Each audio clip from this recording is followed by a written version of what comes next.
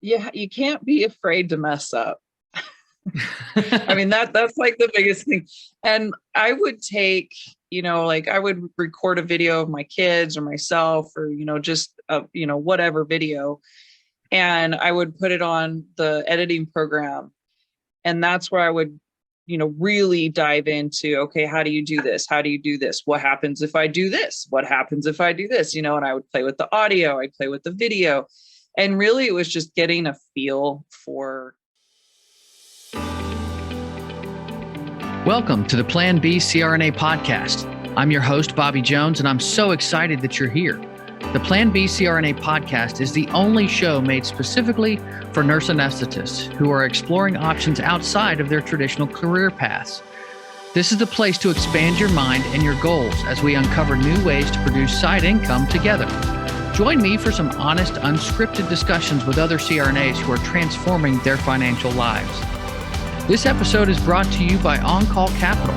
On-Call Capital is dedicated to educating CRNAs and other healthcare providers about investing outside of the traditional stock market. On-Call Capital also provides opportunities for you, yes, you, to create passive income and generational wealth while also lowering your taxable income through investments in the apartment and alternative investment spaces. If you haven't hit subscribe yet, make sure you do that right now so that you don't miss an episode. Thanks so much for joining me today. And now, on with the show.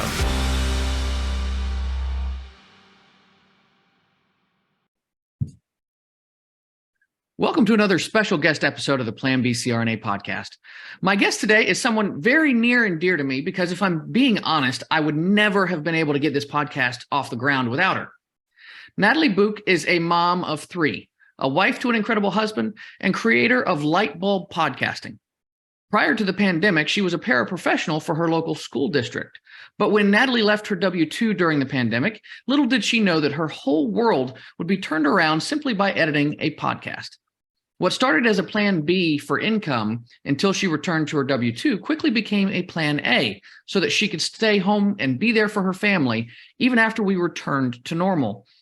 Lightbulb podcasting has opened more doors than she could have imagined, and Natalie continues to enjoy the challenges that have come her way. So without further ado, welcome to the show, Natalie. Thanks for having me, Bobby. I appreciate it. Yeah, absolutely. I've been looking forward to this one for a while, and I can't wait to kind of dive into it because we've had some conversations over the last almost 2 years. But I'm curious to kind of dive in. So, hey, let's get started at the beginning. How in the world did this opportunity get on your radar? So when the whole pandemic, and this is a very common story that I've heard, is the pandemic started a shift for so many people. But when the pandemic started, I just kind of started put my feelers out there to friends on Facebook, just like, hey, if you know anything online that's easy to learn that, I can pick up just a little extra side cash while, we do the remote schooling with our kids. And my friend, who I actually worked with at the school district, who no longer works there because she actually ventured off into her own world of podcasting and real estate, Julie Holly, she contacted me and said, hey, I'm looking for someone to take over editing my podcast. Are you interested? And I don't think I'll ever forget that day because I was so excited. I was like jumping out of my seat going, yes, yes, yes, I definitely want to try something new, And I went over to her house and she sat down with me and she ran through what she does and how she edits. And so to get started, basically, I just needed to have a computer. And that's really what I did. I started off with a very cheap computer that really didn't have a whole lot in it. Like there wasn't a whole lot of memory or anything else. So things were slow moving, but just doing a little bit of research on the programs and figuring out what was going to work with me. The first thing I did was, so she uses a lot of Apple products and I'm a Google person. And so it was doing the research between like, what is equal to iMovie? And that's kind of what I searched online was, what's a program? And I came across one called Movavi. And that is the one that I ended up downloading. And to get started on that, the program itself was about $100. So it really wasn't a whole, like big drop in the bucket. So once I got started on that, I basically just played around with that program for, I don't know, a few nights here and there, just kind of messing around, seeing what it can do, what it can't do. And that was how I really just got started on understanding the video editing, because that video and audio kind of goes hand in hand. Yeah. All right. Hey guys, we've had some technical difficulties. Funny enough, when it snows out west and it's cloudy, there are, problems with internet. So, but what we've done, I think some things have cleared up now. And so we're going to continue to press on with our conversation with Natalie. So, but yeah, so we were talking about, the necessary skills that you have to develop and some of the programs and equipment that you have to have and keeping up with that technology. But, so I want to give you a chance to kind of finish some of those thoughts. So you started off and you got some programs and you're learning how to use them. How was that process when you're using this new equipment and new features that you're not as familiar with? How were you able to play around with those things and figure it out? So yeah, you can't be afraid to mess up. I mean, that's like the biggest thing. And I would take, I would record a video of my kids or myself or, just, whatever video. And I would put it on the editing program. And that's where I would, really dive into, okay, how do you do this? How do you do this? What happens if I do this? What happens if I do this? And I would play with the audio, I'd play with the video. And really it was just getting a feel for, okay, if I do this, then this happens. So don't do that. But if I do this and this happens, okay, we're good there, And so it's being comfortable with not, with making a mistake, because we're all going to make mistakes in anything new that we start. And thankfully, Julie, who got me started with it, she was very gracious with my mistakes, because she knew I was beginning and I was learning, and she would just, give me little things like, hey, I noticed that this was this way. Can you adjust it this way? And so having somebody on the other end that was just real kind about understanding that I was going through a learning curve. But one of the biggest skills that I have noticed for being, whether you're an audio editor or video editor, is being able to pay attention to detail. Once I started editing, I started picking up the different cadences of how people talk. And so when you listen to people, like, there's a lot of filler words in our day-to-day speak. A lot of people say, and, you're really good at, yeah, that's one of mine. That's definitely one of mine. But it's funny because there's a lot of body noises that you wouldn't normally pick up on unless you're actually hearing it. So all the way from, like, if somebody has the sniffles and, and someone's talking and they go, you hear it. And when, and it's really loud when you're the editor and you're like, oh, why? But I mean, it's little things like, and then people talk with, they go right before they speak. Yeah. The little tongue on the, yeah. Yeah. I have a lisp. I have a little bit of a lisp sometimes with certain words that I say, and I recognize that sometimes. Yeah. Yeah. And it's interesting because prior to editing, I would have never picked up on any of that. Now, when I listen to, whether I'm watching TV or radio or anything else, I hear all of it. And it drives me crazy sometimes. I was gonna say, is this a good thing that you hear it or a bad thing? Has it now ruined the experience of podcasts for you? No, thankfully it hasn't. But it definitely, like, when I listen to certain podcasts, I I can be like, oh, they need to tell their editor to do this, or, Yeah. So I have found that I critique people a little bit more, I guess, stricter than prior to being an editor. So that's been one of the biggest skills that I've picked up on, is that paying attention to detail.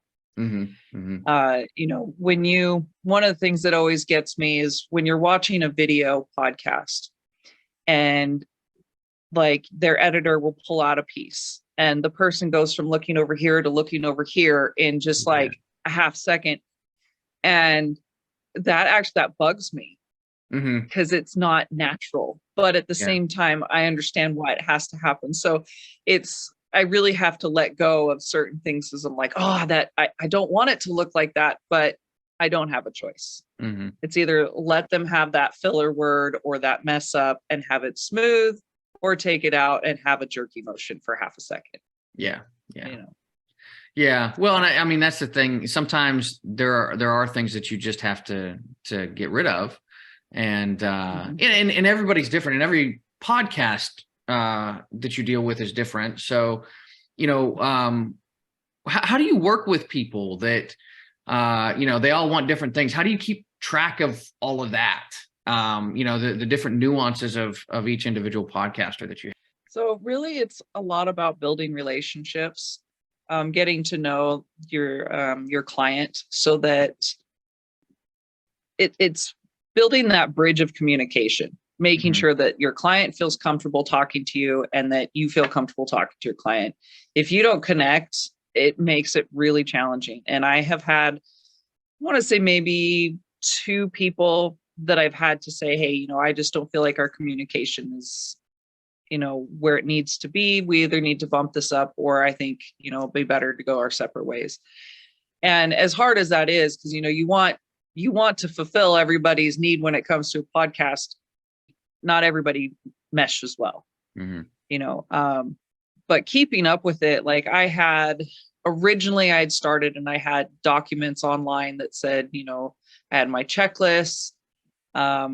Actually, originally I started using a notebook, and then I moved into working onto documents online. Now I actually use a system called it's Trello. Okay. And it's just a project management system. And that's because I now have 2 team members that help me out with editing.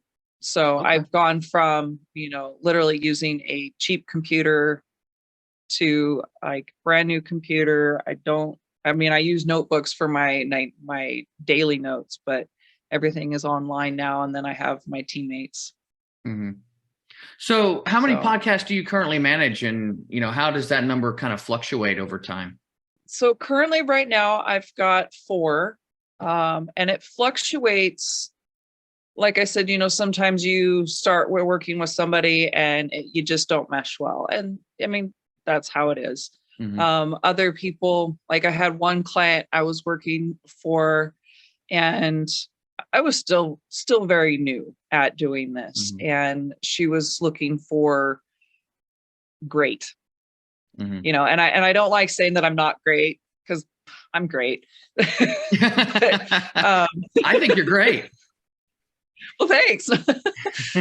But at the time I was good. I was good at what I did, but I had not expanded in what I did, and she needed more. And so we parted ways, and she found a different company that actually covered all the aspects that she was looking for. Recently, though, I'd say about 4 or 5 months ago, I actually did expand. And so, by expanding, I picked up somebody else, so it's just a matter of what are the needs? Can I meet them? And also do we mesh well together? So it really can fluctuate. And some people unfortunately do succumb to what's called pod fade. And it's where they start strong and they're doing great and they get their first 5-7 episodes out there. And then they just kind of go, I didn't get that one recorded this week. Oh, I don't know if I'm going to keep doing this. Or, okay, I recorded one. and so it just kind of starts to fade out. And it is an unfortunate thing that, podcasters do go through that. And my team and I have worked really hard at being able to give that support so that pod fade doesn't happen. Yeah, that's, and that's something that I was cautioned against when I first got into podcasting was, hey, you want to make sure you've got several episodes ahead, which I used to be really good at that. I'm working back up to it again, but it's something where you have to be consistent with what you're putting out there, and because you can really start to lose listeners, and most podcasts end before their 25th episode, I believe it is. Like the vast majority of podcasts out there don't make it to 25 episodes. And to me, like what I was told when I was getting into this is you need to give this at least 9 months to a year to really kind of catch hold in some listenership.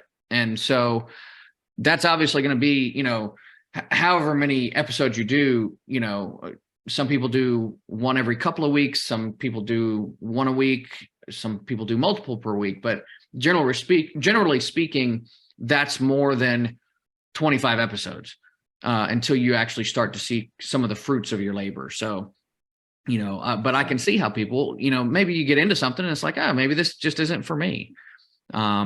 So I get that. But speaking of people who are starting their own podcast, what are some things that, you should look for in an editor when you're trying to kind of find that? Because I know my own story.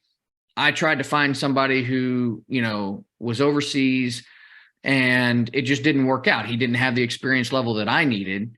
And, so it worked out much better for me when I found you, even though, and you and I have had our growing pains too, because you were still very new at that point.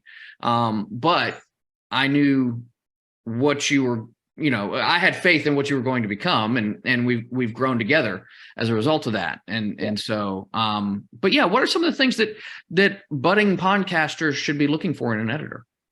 Like I was saying earlier, one of the biggest things is making sure that you can have an open communication and you work well together, because it's not just this, you're the podcaster, I'm the editor, and I just give you stuff, which it can work that way. But in my experience, the better relationship you have between the two of you, the better that you feel with, contacting that person saying, hey, you made a mistake, or, hey, I need you to do this instead of this. But if you're new and you don't really know a lot of the verbiage and stuff, get familiar with a few of those terms, just so that when you're talking to that editor, you can listen for them. Like the EQ, compression, that's like audio, and then the video, having them ask those questions about like intros, outros, music. So when you're trying to find that editor, it's listening for that specific verbiage, that they know what they're doing and they know what they're talking about. In our case, I was really grateful that you gave me the opportunity to learn and grow on your podcast. And I feel that I have advanced, a lot since I first started editing for you. So yeah, the overseas, I've heard a lot of people, it's a hit or miss. I know that a lot of people have hired people from overseas and they have had a lot of success. And then in other sides, like you said, it just wasn't quite working out. Well, and for me, there was definitely a time issue because he was 12 hours difference. So it was literally night and day, kind of a difference. But what I found is actually it's an advantage having you because you're 3 hours behind me. So I have more time, like I can do something in the afternoon and I'm still getting it to you in the morning time, your time, And it's funny how a little thing like that can make a big difference. But it has for me. So, that East Coast versus West Coast thing might be something that matters to some people, but So what, I guess, Yeah, one yeah. Oh, go ahead. I just wanted to add one more thing to the editor part is when you're speaking to an editor, my personal opinion is ask what program they use. Mm-hmm. Because there are different programs out there for different types of podcasts. Like I use an audio video editing program, but there are a lot of podcast editors that strictly do audio. Mm-hmm. And so, make sure that you know what you want. Do you want to have your podcast on YouTube or do you want to just do audio? Mm-hmm. And then find out what that editor does, if it's strictly audio or if it's audio and video. Yeah. Well, and that was the thing, because when I was first getting started, Julie was helping both of us at that time. She was helping me and encouraging me to get this thing actually going.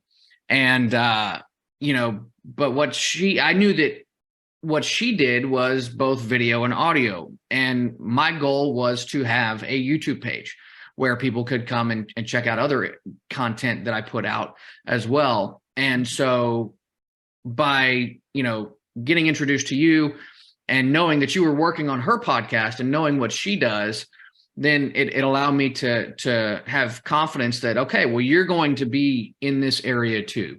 I don't have to worry about, some of the folks that don't edit videos, because that's going to be something that's going to be a strong suit of yours, and so we just had to give it time to develop, but it worked out really well. And so, but that leads me to my next question. So what would you say the largest areas of growth have been for you personally and in your business? Because obviously your business is expanding its services too. Yes. Biggest growth, honestly, has been my personal growth. By watching the videos that I edit, and I edit a wide range from real estate to mindset to coaching. And a lot of that actually kind of goes hand in hand as your mindset and real estate, and then listening to high performance coaches doing their own podcasts is it's almost like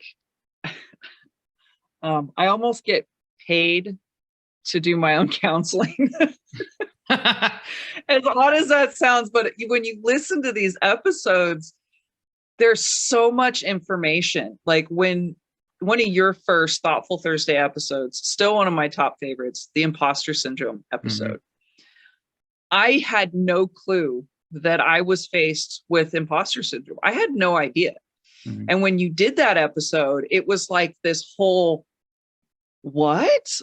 Really? Like, oh my gosh. And so the amount of information from your Thoughtful Thursday episodes, and then Julie had her mindset episodes, and now I'm listening to the high performance coaches, like it really, the amount of personal growth I've made has just been huge. But with that, I'm able to grow in my business because I have a lot more confidence in myself. And I'm able to manage people. And that is really hard to do. It is. It is really hard to do. I remember before all this, I always said, I am not a boss. I am an employee. There is no way I'm ever going to be a boss. And now I'm a business owner with a team. And so just the amount of growth itself, like obviously different podcasts have different results. If you're going to edit for somebody who doesn't have the mindset or doesn't have those, Thoughtful Thursdays or different things,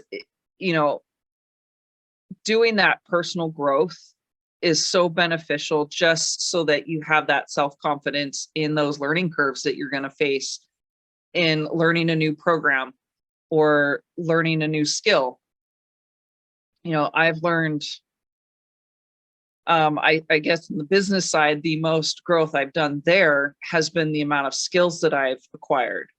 Not only do I'm not going to say I'm an expert on audio, but I definitely know a lot more on audio than I ever thought I would know.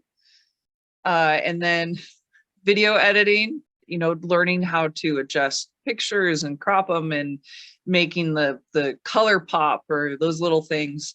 And then recently I learned like social media managing and starting to learn like video creation. So I'm working on doing different trailers. And I mean, I literally started at, I don't even know how to use this program, to I use multiple different programs and like have expanded from a simple, tiny, audio, video, like, okay, I can do this little thing, to just what I can do now is just crazy. Looking back 2 years ago, if someone would have told me the amount of information I knew now, I would have laughed at them and said, yeah, that not all that's going to fit in there.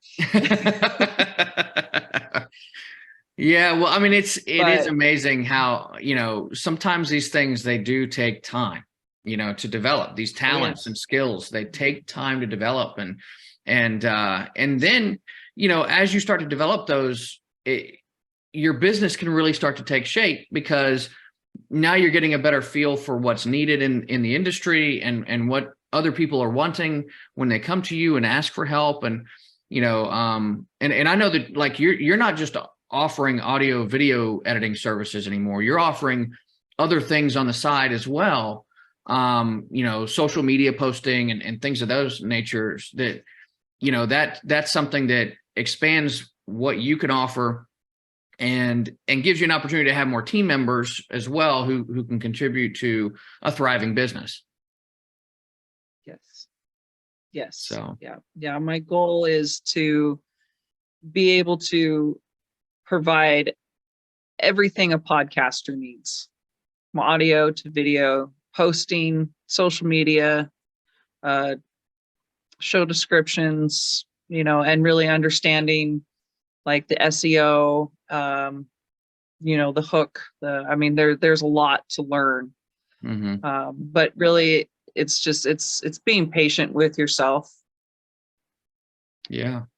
As you go through those learning curves. You mentioned, or we mentioned in the intro, that this is something that you've been able to do, and it allows you to stay home with your family and stuff. So, what would you say? I mean, and I'm not, it might be that is the most enjoyable part of your experience, but what would you say that you have enjoyed the most out of this experience, or just some of the benefits? Let's put it that way. Some of the benefits from learning how to edit these podcasts. Oh, I'm going to go back to my favorite part. One of my favorite things that comes with this is the amount of people that I have met. Like yesterday, I was talking to people in the UK. I think that's just the coolest thing. I have met so many people. Like, okay, I live in small town, North Idaho, that it's really small. So expanding my sight, my vision, like everything, expanding my mind into meeting people from Florida to Colorado to Ontario, Canada, to the UK. Like, I've met people from all over the world, and I just think that is the coolest thing. The benefits has just been, obviously staying home is great, but the networking and connecting with people has probably been one of my favorite things. Is just getting to know new people and getting out there. And this year I'm hoping to go to the podcast movement conference. So that should really expand some things for us. Oh, very cool. So that's, because I've known that there are certain conferences out there that are specifically for podcasters or editors. And so I can't imagine the networking opportunities that those kinds of events present. So, well, that's so cool. And, before we wrap up here, I want to give people a chance to reach out to you. There may be some people out there listening, and, maybe they want to learn more about editing, and, or they want to become a podcaster themselves, and they want to learn more about the services you offer. How can they get a hold of you to learn more about you? Yeah. So my email is Natalie at LightbulbPodcasting.com, or you can message me through my website, which is www.lightbulbpodcasting.com. And yeah, I wish I could say I'm all the social medias, but I'm on all the social medias for my clients. Mm-hmm. So I'm really, other than that, it's email me, contact me through my website. Yeah. Cool. Well, and the nice thing is that, this interview's been a bit glitchy. We've had some technical issues and things like that. I know. But the nice thing is that you can go edit out whatever you didn't like. And so that's kind of a benefit of, being a guest on one of the podcasts that you edited is you can go and, I don't like the way I sounded there. Chuck it, Yep. So when you see me glitch, what's going on. Exactly. So, well, this has been a blast. I always enjoy our conversations. So thank you again for coming on. You bet, Bobby. Thanks for having me. I appreciate it. I've witnessed firsthand the growth that Natalie has gone through over the last 2 years, and it's pretty doggone amazing. And that word growth is what really sticks out to me about this interview. But growth only happens when we step outside of our comfort zones. New challenges can force us to adapt and evolve. Hopefully you're inspired to get into something new after this conversation. You might be glad you did. That's going to do it for today's show. Make sure you check out the show notes so that you can reach out to Natalie with any questions about her podcasting or editing business. And this is Bobby Jones signing off. Until next time, be safe and take care of each other out there. Thank you so much for joining me for another episode of the Plan B CRNA podcast. If you haven't already subscribed and reviewed the show, I'd be honored if you took the extra time. It really helps to expand our reach and get the word out about the show. If you're a CRNA who is interested in sharing your story on our podcast, I'd love to have you.